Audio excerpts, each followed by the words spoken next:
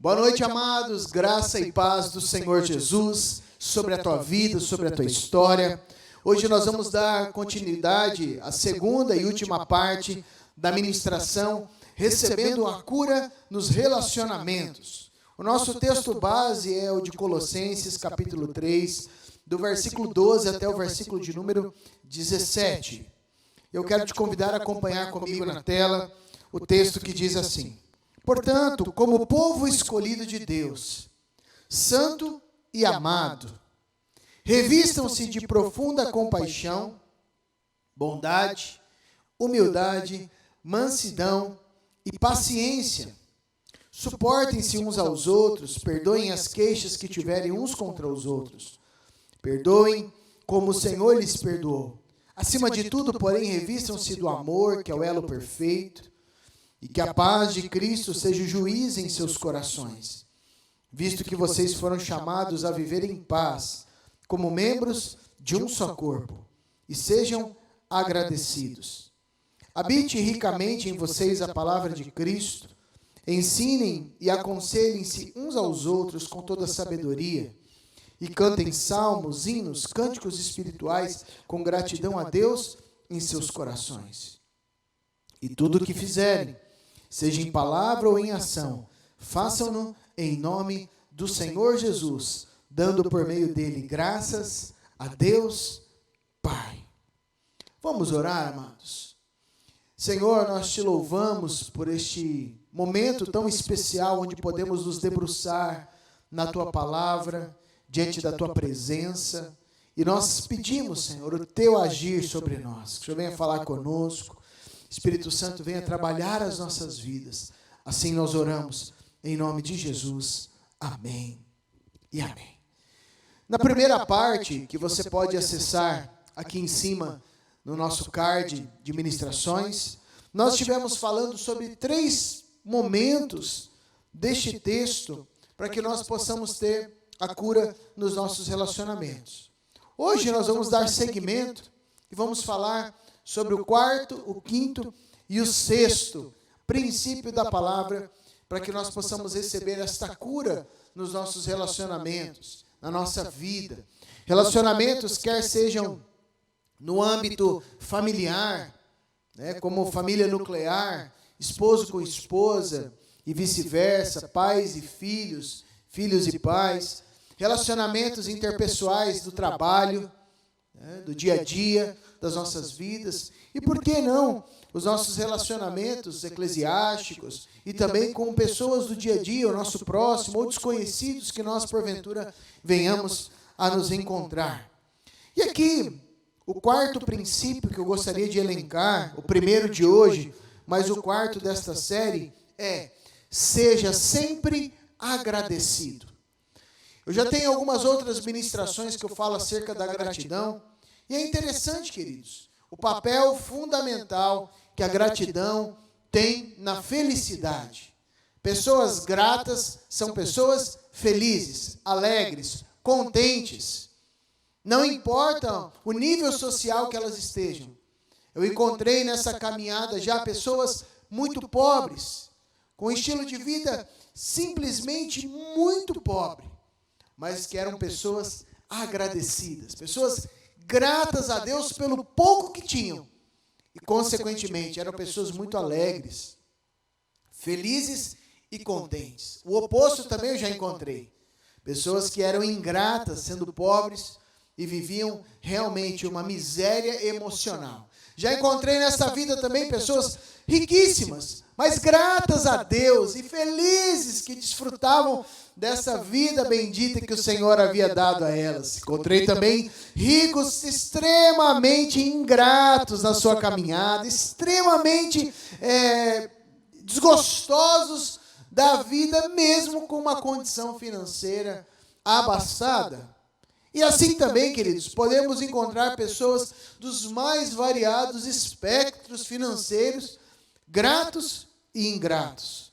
Por isso, quando nós olhamos para o versículo de número 15, onde o Senhor ele fala sobre paz, né, através de Paulo, ela ser o árbitro, o juiz dos nossos corações, visto que já há um chamado do Senhor para vivermos em paz, como membros de um só corpo.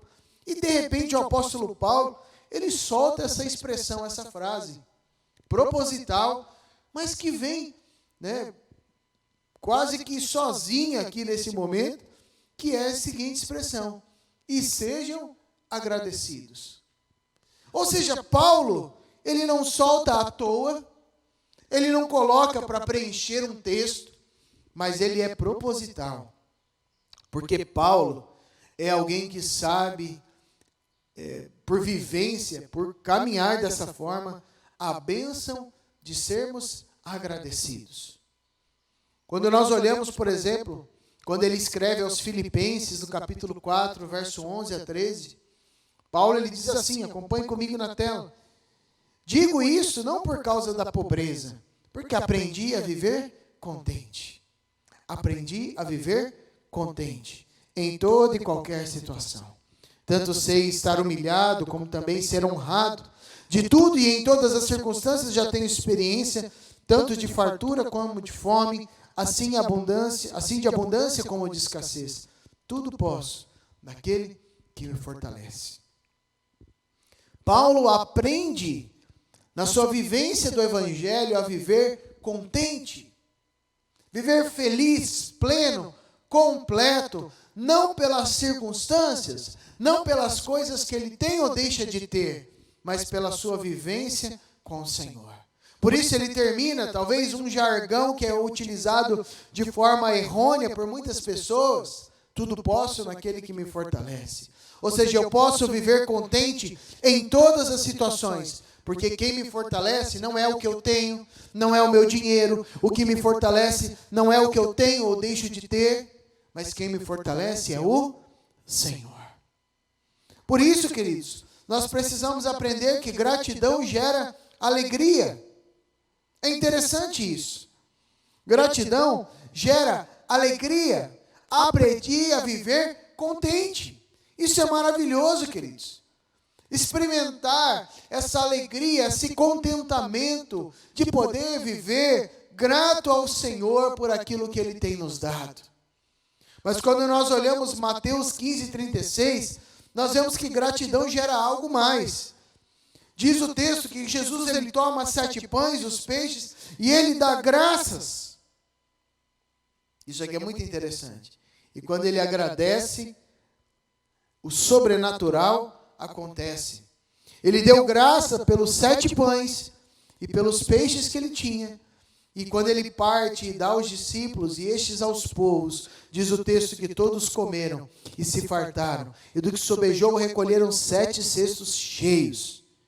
Os que comeram eram 4.000 homens, além das mulheres e crianças. A gratidão, amados, ativa o sobrenatural de Deus.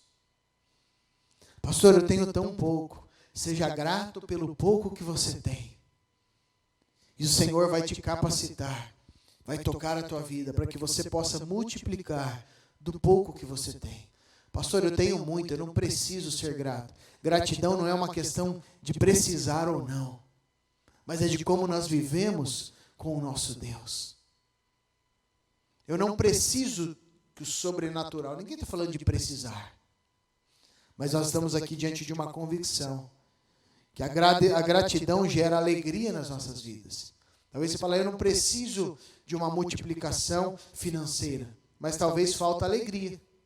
Alegria genuína, a bênção da alegria. Falta contentamento. E a gratidão vai ativar justamente, além da alegria e do contentamento, o sobrenatural de Deus.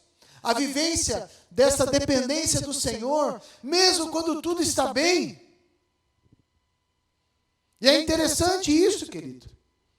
Quando nós vamos para Mateus 14:19, novamente, num outro momento, Jesus ergue os olhos aos céus e abençoa, pronuncia uma bênção, que aqui no original é eulogel, celebrar, invocar bênçãos, consagrar algo com solenes orações, pedir a bênção de Deus sobre algo, pronunciar uma bênção.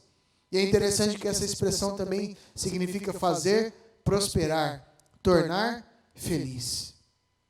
E é interessante, queridos, quando nós olhamos essa perspectiva, de que quando nós abençoamos aquilo que nós temos, nós estamos fazendo prosperar.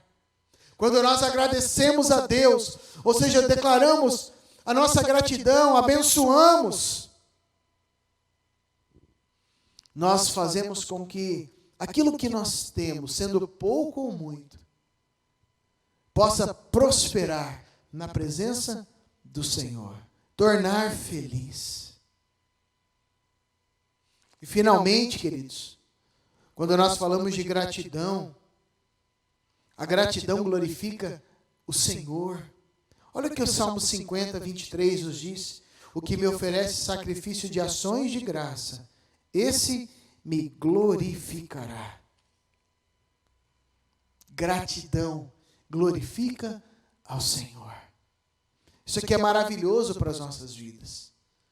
A bênção da gratidão. Sejam agradecidos, disse o apóstolo Paulo.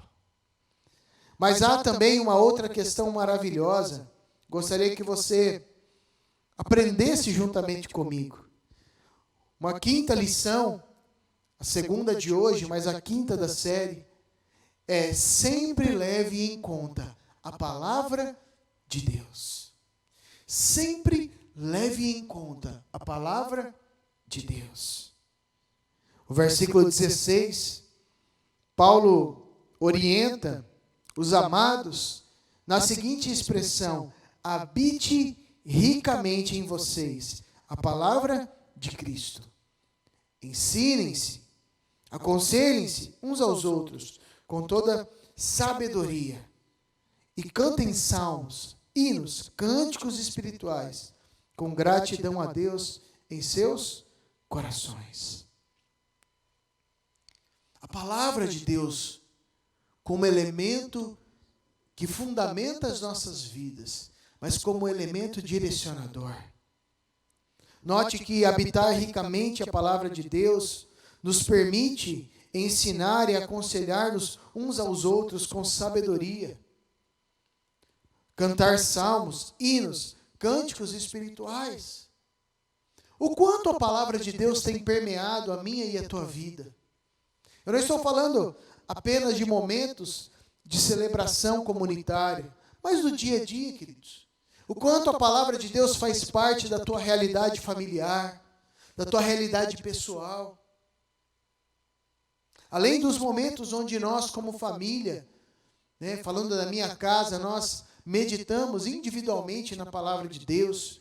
Temos tido alguns esforços, queridos. E aqui, longe de mim, querido, por favor, colocar como sendo algo melhor do que você ou pior, jamais. Mas eu quero aqui te compartilhar como eu tenho feito, porque talvez pode te inspirar de alguma forma, né? Mas, ou às vezes você mesmo vai chegar à conclusão: nossa, minha realidade devocional é melhor ainda, né? Mas além da nossa realidade pessoal, minha e da minha esposa, de meditar na palavra de Deus, de levar em conta os princípios da palavra de Deus em todos os momentos, a nossa meditação individual, as pregações e estudos bíblicos e outras questões devocionais pessoais, no que diz respeito à nossa família. Nós temos incentivado, por exemplo, os nossos filhos, quando eles acordam logo pela manhã, antes de irem para as telas, para a televisão, antes de irem para um outro tipo de estudo, quando eles já estão com a tarefa para ser feita, a primazia é que eles possam estar lendo um texto da palavra. Cada um tem a sua Bíblia, voltado mais para a sua linguagem, e ali não somente um versículo. Eu já vou falar do nosso momento de almoço, de refeição. Mas nós temos incentivado, principalmente o nosso filho mais velho, que tem 9 anos hoje, e incentivado a ler. Ele já está lendo tranquilamente, a ler ali um trecho maior da história, para que ele possa compreender o contexto da palavra de Deus. E hoje ele tem amor, ele tem anseio de conhecer mais da palavra de Deus. Não é uma forma obrigatória, mas ele tem sido estimulado por essa prática. A nossa filha mais nova, com uma Bíblia adaptada para ela, ela vai lendo ali um pouco mais devagar, porque ela está já alfabetizada, mas ainda lê bem calmamente, mas ela vai refletindo e pensando. Depois eles podem ir para as outras atividades. No almoço, nós temos um momento ali sagrado para nós, que é o nosso momento da palavra. É interessante que nós tornamos esse momento muito alegre, muito contente. Nós temos um aplicativo da Bíblia offline no nosso celular, e ela tem uma sugestão de texto diário para meditação. E no nosso momento ali, quando nós iniciamos o almoço, um dos nossos filhos, ou eu, ou minha esposa, nós oramos, agradecendo pelo alimento, e nós já entramos num quiz ali de qual é o texto do dia. E aí nós vamos, meu amor, qual é o texto que você acha? Eu acho que é Isaías. Minha filha, qual que você acha? Eu acho que é Salmos. Você, Samuel, eu acho que é Mateus. Então eu falei, eu acho que é Marcos. E nós abrimos para fazer de uma maneira descontraída. Lemos o texto da palavra. E cada um de nós vai explicando o que entendeu e compreendeu da palavra enquanto nós vamos almoçando.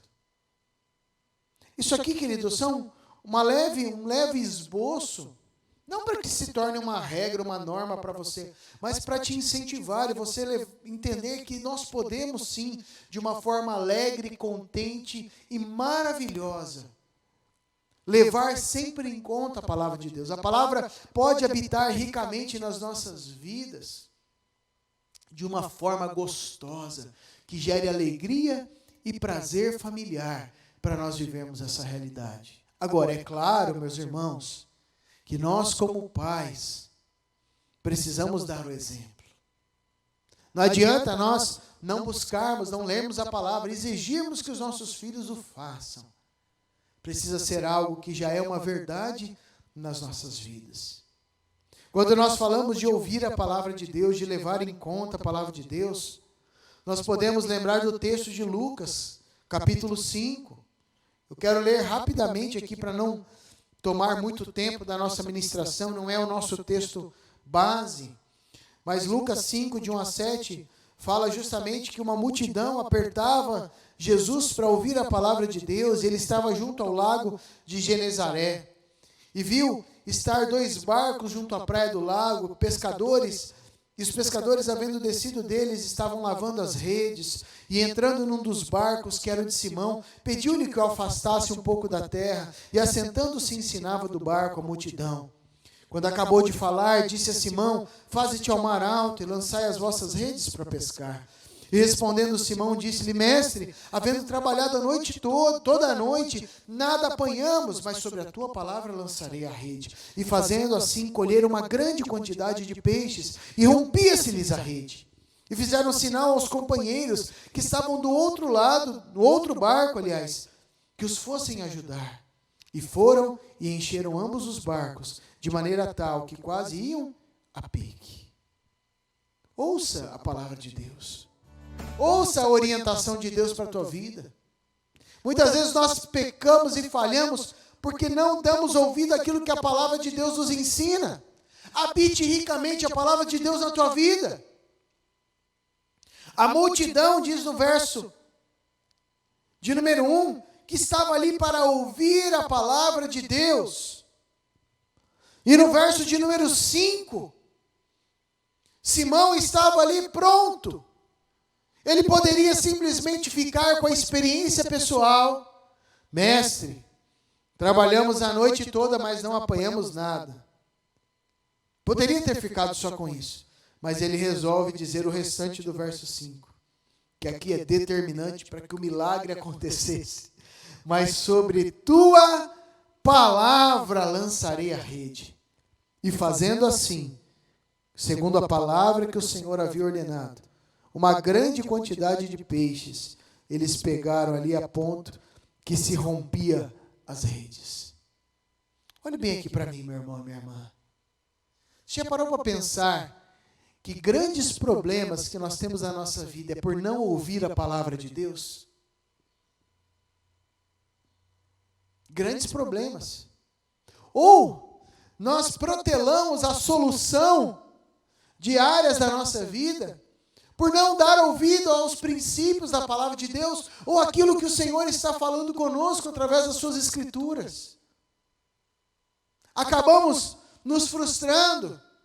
Muitas vezes colocamos em risco o casamento, os nossos filhos, a nossa realidade no trabalho, o dia a dia das nossas vidas, por não ouvir. E aqui ouvir não é só a capacidade auditiva, mas é ouvir e colocar em prática aquilo que a palavra de Deus nos ensina. Habite ricamente em vós a palavra de Deus. Leve sempre em conta a palavra de Deus. E para nós finalizarmos, viva como representante de Cristo. Isso aqui, tudo isso aqui mexe comigo. Mas nesses últimos dias o Senhor tem ministrado tanto ao meu coração sobre nós vivermos como esses representantes de Cristo em meio a essa sociedade que tanto amamos. Se você ama a tua cidade, a tua sociedade, o ambiente que você está inserido, viva, querido, como um representante de Cristo. Estamos aqui em Amambai. Se você ama Amambai, meu irmão e minha irmã, viva como um representante de Cristo no teu trabalho, no dia a dia, em meio aos teus relacionamentos. Olha o que o verso 17 nos diz. Tudo o que fizerem, seja em palavra ou em ação, façam-no em nome do Senhor Jesus, dando por meio dele graças a Deus Pai. Fazer em nome do Senhor Jesus. Não é simplesmente uma expressão da boca para fora. Há muitas pessoas que se acostumaram tanto com a nossa oração, né? Em nome de Jesus, amém. Mas você já parou para pensar que essa expressão, tudo que fizerem, seja em palavra ou em ação, tudo que você falar ou agir, fazer em nome de Jesus, é justamente responsabilizarmos ou agirmos com a perspectiva de que quem nos autorizou a fazer dessa forma é Jesus. Ou seja, é mais ou menos assim, eu compro e vendo, mas eu faço isso, né? Esse carro não é meu, esse bem não é meu, é de Jesus, mas Ele me colocou como um representante legal para gerir essas questões. Somos como representantes legais, biblicamente, do reino de Deus, representantes do próprio Cristo. Por isso, queridos, as nossas ações e palavras são tão importantes, porque nós estamos falando e agindo como representantes não pessoais. Eu não sou representante de mim mesmo ou da minha família, eu sou um representante de Cristo. Se eu fizer aquilo que é certo, estou fazendo o que é certo em nome de Jesus.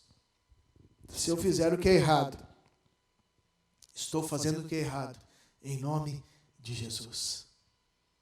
Por isso a seriedade, por isso a responsabilidade que nós temos como um representante de Cristo. Sabe qual é essa responsabilidade de um representante? Lucas 22, 28 diz assim: vocês, próprio Jesus dizendo aos discípulos, são os que têm permanecido ao meu lado durante as minhas provações. E eu lhes designo um reino, assim como meu Pai o designou a mim, para que vocês possam comer e beber à minha mesa no meu reino e sentar-se em tronos, julgando as 12 tribos, fazendo uma referência aqui ao grande dia do Senhor que estaremos com Ele. Isso aqui é tremendo para as nossas vidas. Ou seja, o Senhor outorgou ao seu Filho, Cristo Jesus, o seu reino e a responsabilidade de gerir este reinado nos momentos em que Ele esteve aqui. E quando Ele vai assunto aos céus, Ele designa a nós este reino, a responsabilidade do reino de Deus. Pastor, por que tem tanta gente assim? Por que é assado isso? Por que Deus não faz nada? Porque Ele outorgou a responsabilidade de gerir o reino a nós, como seus servos, de sermos este canal de bênção, de levarmos o reino, a justiça, a alegria, a paz do reino de Deus a todos os povos. Apocalipse capítulo 1, versos 5 e 6. diz que o texto ali, a revelação que João estava recebendo vinha da parte de Jesus Cristo. A fiel testemunha, primogênito dos mortos, o soberano dos reis da terra, aquele que nos ama pelo seu sangue nos libertou dos pecados e nos constituiu reis e sacerdotes para o seu Deus e Pai. A Ele a glória e o domínio pelo século dos séculos. Amém.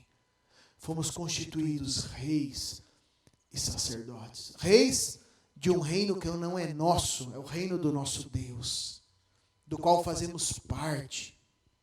Sacerdotes, no sentido de que não precisamos mais de um intermediário. É Cristo, aquele que nos liga até o Pai. Nós devemos assumir a responsabilidade, amados, e vivermos não mais como representantes de nós mesmos. Vivermos não mais como representantes da nossa própria vontade ou da vontade familiar, mas vivermos dia após dia como representantes da vontade do nosso Deus, do reino do nosso Deus. Não fazer a justiça porque eu acho ou deixo de achar, mas fazer justiça porque essa é a vontade do nosso Deus. E onde o Senhor fala sobre isso, eu atesto embaixo. Eu assino embaixo. Seja, viva como um representante de Cristo. Tudo que você fale, as palavras, aquilo que você age, as suas atitudes, façam em nome do Senhor Jesus Cristo. Vamos orar. Paizinho querido, nós te louvamos e te exaltamos por este tempo especial nesta noite. Apresentamos as nossas vidas e pedimos um toque de cura nos nossos relacionamentos. Muitas vezes nós caminhamos em momentos de lutas e dificuldades porque nós não temos observado as tuas palavras, não temos vivido de acordo com a tua palavra, e aí nós começamos a colher as consequências de uma vida distante do Senhor. Muitas vezes nós estamos enfrentando lutas nos nossos relacionamentos por falta de gratidão, falta de contentamento, falta de vivermos, ó Senhor, gratos por aquilo que o Senhor tem feito. Ó Espírito Santo, nós te agradecemos por tudo que Tu és, Paizinho querido, tudo que o Senhor tem feito e derramado sobre as nossas vidas.